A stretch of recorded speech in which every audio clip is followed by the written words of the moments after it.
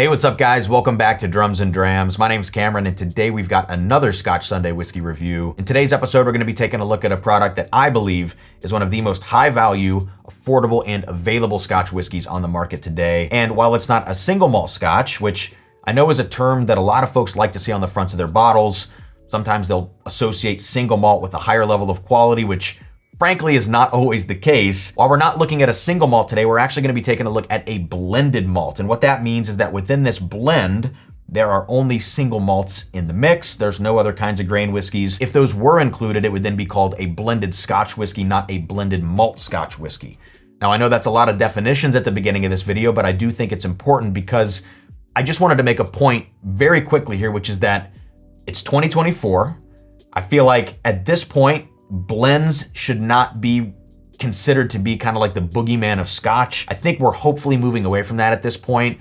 So even if there were other kinds of grain whiskeys, if this is a blended Scotch versus blended malt Scotch or whatever the case may be, I think blends have so much to offer and there are so many companies doing it right now, just like Compass Box, which obviously we're talking about the Compass Box Spice Tree in this video and why I love it so much and why it's a great bottle at 65 bucks, all that kind of stuff. I think there are so many companies now messing around with blending outside of just Compass Box and Johnny Walker that there needs to be a little more respect for those blends and kind of the stigmas associated with blends of decades past. Hopefully those are kind of going away. And I think we're kind of seeing something similar on the American whiskey side of things, not to sidetrack too much, but the same thing is happening with rye whiskey in my opinion, where rye has always kind of gotten a bad rap and now suddenly in 2024, I'm calling it the year of rye whiskey because so many great products are hitting the market, so many great ryes that are frankly being overlooked. So I think on the Scotch side of things, we're maybe a little bit more ahead of the curve with blends versus American ryes. I don't know, you guys let me know what you think in the comment section below, if there's still this stigma associated with blends or not. But look, the point of this video now is to get into this Compass Box Spice Tree, 46% ABV, non-chill filtered, no added color, beautiful transparency on their website. If you download the fact sheet, you can look down to the 10th of a percentage, what's in this blend, what kind of barrel it was in, and what notes it contributes to the final product. Outstanding. So on the nose, on the palate now, let's check out Spice Tree and see why this $65 bottle is something that all of you, in my opinion, should have in your collection.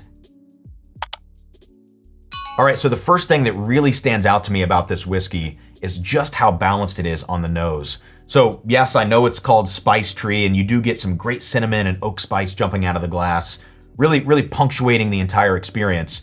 But just below that, it strikes such a great balance between kind of its lighter fruit notes that have a little bit of a sour tanginess to them and the malty backbone of the whiskey itself. So on that kind of light fruit side, I'm getting like maraschino cherry and strawberry and maybe even like some peach syrup kind of notes, like a fruit cocktail, like the juice in a fruit cup or a fruit cocktail. It's very fresh feeling on the nose. But then again, on that malty side of it, like the backbone and the heftiness of the whiskey itself, you get some like some honey notes, some beeswax, toffee, nice vanillas, maybe even like a little bit of a yeastiness to this one too. So you have the spice, you have the lighter fruit notes that have some sourness to them. You have the sweet and rich malty backbone. Across the board, this is covering a lot of bases for a $65 bottle.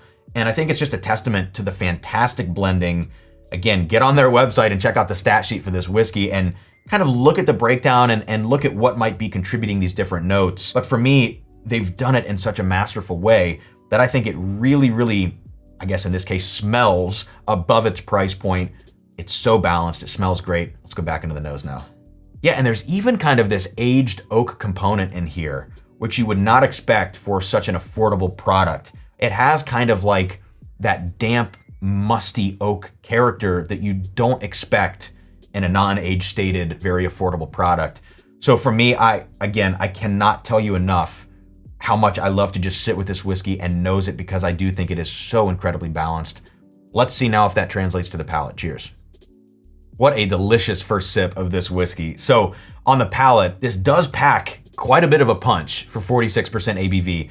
There is just a little bit of an ethanol kick to this thing that I'm not the biggest fan of, but again, I would look past something like that given the incredibly high value of this bottle at the price point. But the palate for me comes off actually a little bit more coastal than the nose did. So I mentioned beeswax on the nose, and that kind of blends in with the malty backbone and just, yeah, kind of that malty character of the whiskey. It's very much like a coastal Highland type profile. I get more of that on the palate, so much so that I'm also getting kind of like a lemon tart or maybe almost like a lemon meringue kind of note on the palate as well. So a little more citrusy, a little more fresh and vibrant and sparkly and lively on the palate than on the nose. So I get a little less red fruit on the palate than I was on the nose. So I think for me, this is definitely coming off a little more honeyed, a little more sweet, coastal again, with some intensity that is great, but maybe just a little bit overdone, maybe showing a teeny bit of youth on the palate. That's okay. Let's go back in for one more sip now. Let me give you a couple of final tasting notes now for this whiskey. The more I continue to sip on it, the more I'm picking up on almost like a mineral quality. So when I'm talking about minerality, I'm thinking of like wet rock and wet gravel. There's also kind of a chalky element to this as well. And so everything that I'm talking about right now is less of a tasting note and actually more of a texture that I'm picking up on. So when you combine this almost textural element to the way that the whiskey drinks with the spice notes, the cinnamon and the oak spice, it makes for a very interesting combination. So it's not just a profile thing about the whiskey, it's also drinking experience and texture related. And so to me, when I have a whiskey that has such an interesting texture like this, it's almost like a bonus for me. You know, like not every whiskey has this. Most of them kind of drink similarly on the palate, but this adds another dimension that I really, really enjoy. Now, on the tasting note side of things, I am getting a little bit more vanilla. I'm getting more of like a bright, intense, tart fruit note. So I talked about a lot of those fruit notes on the nose, then it got more citrusy for me on the first sip. And now, while it does still maintain a lot of that great citrus intensity, it's turning a little bit more towards like a green apple or like a pear skin note, where you're getting really almost like a bitter, crispier, more intense sourness coming out of the whiskey. So the more I continue to sip it, the more I pick up on this minerality, these more sour, bright fruit notes. I'm gonna continue to say it, at 65 bucks, this is one of my favorite products on the market. I cannot state it more emphatically. If you haven't picked up a spice tree, I would encourage you to do so. Let me know in the comment section what you think about this whiskey. And am I overhyping it a little bit? I don't know, but I just really, really love this stuff. So like button, comment, subscribe, all those good YouTube things. Check out the Patreon for some bonus content and some barrel picks.